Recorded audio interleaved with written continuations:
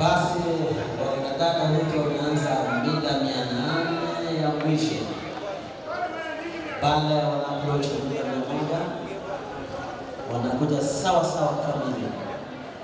Wengine amejitokeza wa pili wa tatu. Kipao kwamba wanahitaji nafasi katika shule ya Oto ambapo wamepata nafasi wanafunzi wetu wanaenda vyema kabisa. Naona waanza wa pili, watatu, wanne, watano pale wametoka kama vile wanaenda mita 300 sasa. Naona coach kama upana na leo wanaume wetu mita 800 wameweka kwa line kabisa sawa sawa. Wakina dada wetu wanakuja kupewa kipenga cha mwisho, ishara tosha kwamba mita 800.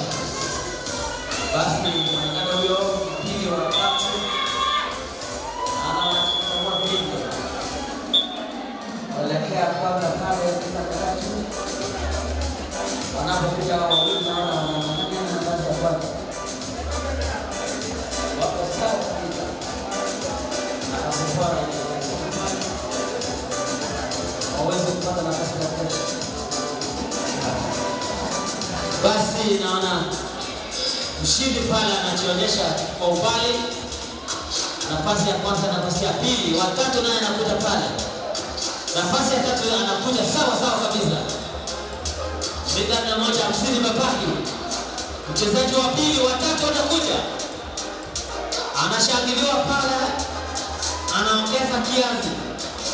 Mita 100 ndio ile papo, wako sawa kabisa, wanakuja wao watatu wawili.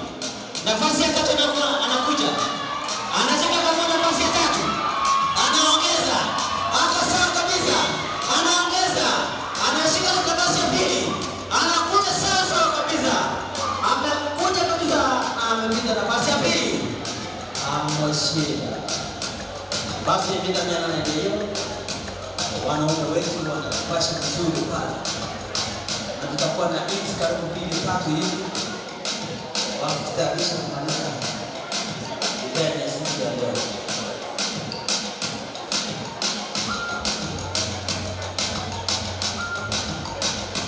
Ya kwanza pale wanatokeza, wanapata vizuri moto ambayo tutachua nani leo. Moto wa kufuzu kwa wanaume wetu ni dakika 1 sekunde 48. Chini yake utakuwa kupata shule.